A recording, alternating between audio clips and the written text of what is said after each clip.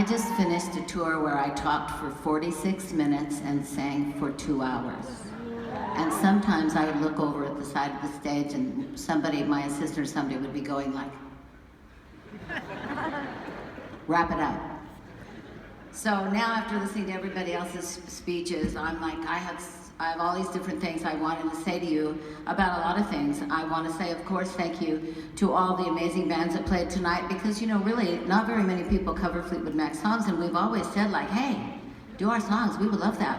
And it's like, nobody did it. So, the Dixie Chicks, thank you, you know? It's like Billy Corgan, thank you, same song. So that's amazing, and they all did it, and they worked it out, and it's like, you know, it's a real honor to stand there and hear something that you can remember sitting on your bed or laying on your floor, writing this, you know, now there you go again, you say you want your freedom, and then you remember that floor and that room you were in when you were writing those words. I was actually in Sly Stone's studio in Sausalito, but you remember it, so it's like amazing to hear that. So I thank all of the people who gathered for us tonight. Yay!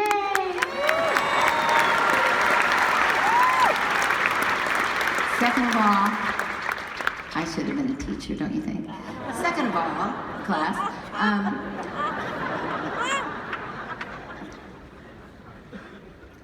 the loss of Tom Petty has just about broken my heart. His daughter, Adria Petty, is here today. She came in yesterday to be with me. Adria, where are you? He was not only a good man to go down the river with, as Johnny Cash said, he was a great father, and he was a great friend. He was one of my best friends. My heart will never get over this. He did the Music Cares thing last year, you probably know that. And he spent a lot of time after that night talking to me about how important it was to him. And maybe he was talking about it because Tom was ill. He was not well, and he fought his way through that tour. He should have canceled, and he should have just gone home and gotten some, you know, gone to the hospital, but not Tom. He was going to go down that river. And so, God bless him, he finished his tour at the Hollywood Bowl, 3 shows, and 1 week later he died, but he got down the river.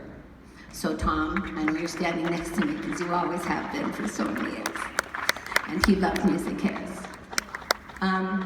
Next, I think that it is an honor for us all to be together sometimes, because we're never together. You're down there, we're up here, and sometimes, like other people have said, you're lonely. You go home, you're lonely. Who do you call? My mom is dead, my dad is dead. I'm sad, I don't get to call them anymore. All my older statesmen, elder statesmen are gone. So what do I have now? I have you, I have our audiences, I have the people that love our music. I know that Rumors ruminates. I know that you love it because your grandchildren love it and your great-grandchildren love it. Imagine when we joined Fleetwood Mac, Lindsay was 17 and I was almost 18.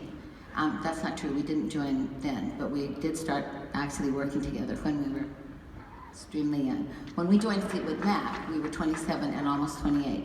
So we had fans that were 20 years older, that would be 47. Okay, so now think about it. On May 26th, I will be 70 years old.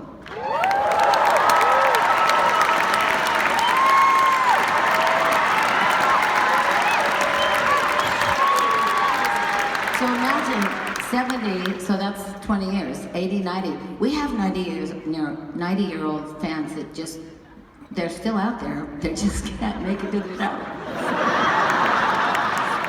But they're there. So those people played their music for their babies in their nurseries, in their cribs, sang them. And then those babies grew up, and those babies played Rumors and Tusk and Fleetwood Mac for their babies. And then those babies grew up, and then those babies played it for their babies. I mean, all the babies just grew up. And I've watched them grow up. I've watched like little tiny Rhiannons that are this big, tiny, and now they're like grown up and have 2 kids. It's like amazing. So the appreciation that we have to the original 90-year-old people is amazing. They should be up here getting their awards too. Thank you for living to be 90 and also liking Fleetwood Mac. So anyway, 46 minutes. So anyway, I do want you to understand one thing. we don't ever forget how amazing you are, and we never don't appreciate you because Harry Styles said to me tonight, you're like, are you nervous? And I said, no, he didn't even say, are you nervous? He just looked at my face and he went, is anything wrong? And I said, I'm nervous. And he goes, oh, you're not nervous now. And I said, Harry, it never goes away. And somebody, oh, I know, somebody that walked out beside the stage said to me, when it goes away, you're in trouble. Because those are the butterflies that make you walk out on the stage and be magical. If you don't have them, you're not magical. So, you are magical, you are fantastic. We thank you for coming here tonight. We're gonna try to do a few things for you tonight that might tickle your fancy, and we love you because you're just awesome. Awesome. Thank you so